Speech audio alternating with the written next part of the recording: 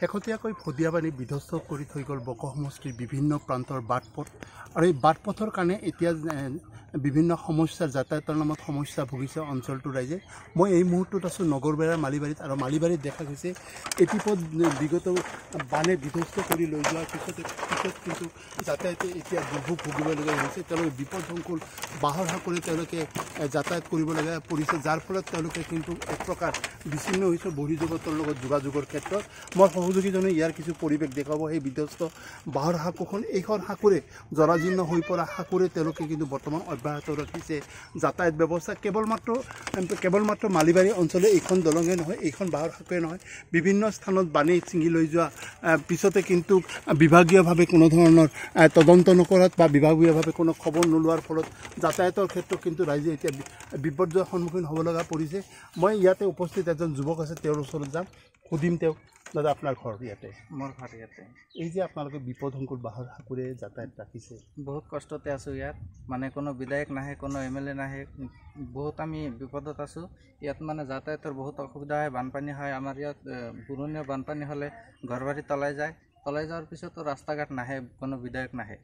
এইটো ছিঙিছিল কেতিয়া? পানী উঠিছিল কেতিয়া? পানী বহুত বানপানী হোৱাৰ পিছত পানী আহিছিল।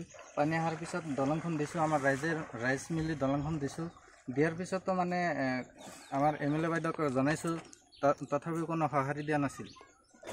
বিগত ভদিয়াবানে কিন্তু এই পথটো ছিঙি লৈ যোৱাৰ পিছতে কিন্তু ইয়াতে যাতায়াতৰ ক্ষেত্ৰত বিপৰ্যয় ভুগিবলগীয়া হৈছে। ৰাইজে পকেটৰ ধন ভাঙি তেওঁলোকে এইখন নৈৰ ওপৰত তেওঁলোকে বাহৰ হাকু হাকি লৈছে। কিন্তু আজি পৰ্যন্ত কিন্তু লোক নিৰ্মাণ বিভাগৰ পৰা বা তেনেকুৱা বিভাগৰ পৰা কিন্তু খবৰ ল'বলৈ তেওঁলোকে কিন্তু কোনো আহৰি নাপালে, যাৰ ফলত কিন্তু দুৰ্ভোগ ভুগিছে অঞ্চলটোৰ ৰাইজে। কেৱল মাত্ৰ মালিবাৰী অঞ্চলৰ লগতে ইয়াৰে আশে পাশে থকা বিভিন্ন ডেকাচাং আদি কৰি ধামাপাৰা আদি কৰি সংযোগী পথত কিন্তু বানে বিধ্বস্ত কৰি থৈ গ'ল বাটপথসমূহ, যাৰ ফলত তেওঁলোকে কিন্তু ভুগিব লগা হৈছে বিভিন্ন সমস্যাৰ সন্মুখীন। ইয়াতে উপস্থিত আন এজন জ্যেষ্ঠ আছে, তেওঁৰ ওচৰত যাম, সুধিম। দাদা, আপোনাৰ ঘৰ ইয়াতে? হয়, ইয়াতে। এই যে আপোনালোকে বিধ্বস্ত হৈ যোৱা বাটপথৰ অৱস্থাৰ প্ৰতি লগতে আপোনালোকে বাহৰ হাকুৰি যাতায়াত অব্যাহত ৰাখিছে। যাতায়াত কৰিব লাগে আৰু এই হাকুৰিটো আমি নিজে ৰাইজৰ মানুহে বনাই লৈছোঁ।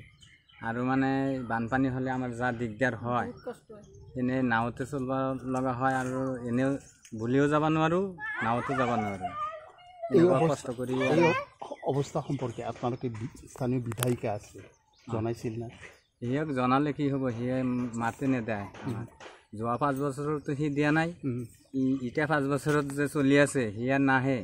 সেইখিনিতে আমাৰ এই বক সমষ্টিতে ইফালে নাহে। আৰু জ্যেষ্ঠজনে কথা এটা উল্লেখ কৰিছে, স্থানীয় বিধায়কে কিন্তু সম্পূৰ্ণৰূপে মৌনতা অৱলম্বন কৰিছে। বিগত 2টা কৰি কাৰ্যকালত তেওঁক সমষ্টিটো প্ৰতিনিধিত্ব কৰি আহিলেও কিন্তু বাটপথৰ প্ৰতি তেওঁ কোনো গুৰুত্ব দিয়া নাই। অভিযোগ উঠিছে তেওঁৰ প্ৰতি, ৰাইজে অভিযোগ কৰিছে যে তেওঁক বাৰম্বাৰ এই ক্ষেত্ৰত জনোৱাৰ পিছতো কিন্তু কোনো গুৰুত্ব দিয়া নাই। ইয়াতে যুৱক আন এজন আছে, তেওঁক সুধিম। ঘৰ ইয়াতে? হয়, হয়, ইয়াতে। এই যে বিধ্বস্ত বাহৰ হাকু কিমান দিনৰ পৰা এই চলাচল অৱস্থাটো? এই বহুত দিন ধৰি, প্ৰায় 2 বছৰমান হ'লেই। বানপানীৰ সময়ত কি হৈছিল ইয়াতে? ইয়াতে নাৱেৰে যাব লগা হৈছিল, দলংখন বুৰ গৈছিল।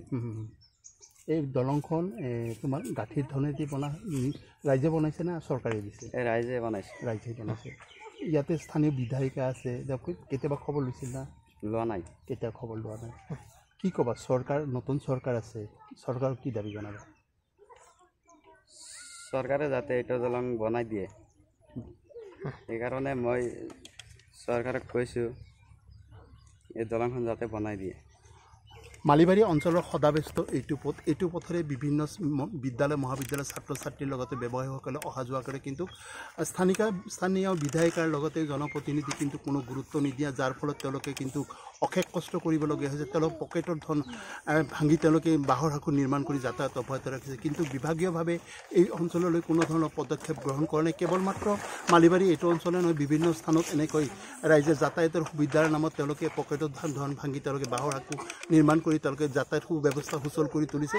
কিন্তু বিভাগীয়ভাৱে আজি পৰ্যন্ত কোনো খবৰ নোলোৱাত এইসকল ৰাইজে কিন্তু ক্ষোভ প্ৰকাশ কৰিছে। এতিয়া প্ৰশ্ন এই অঞ্চলসমূহলৈ বিভাগীয়ভাৱে কেতিয়া সুদিন পৰিব, কেতিয়া উন্নত হ'ব যাতায়াত ব্যৱস্থাৰ নামত? তেওঁলোকে যিহেতু খাবলগীয়া হৈছে জমৰ যতনা, সেই ক্ষেত্ৰত ৰাইজে দাবী জনাইছে অঞ্চলসমূহলৈ উন্নয়ন হওক, বাটপথৰ উন্নয়ন হওক।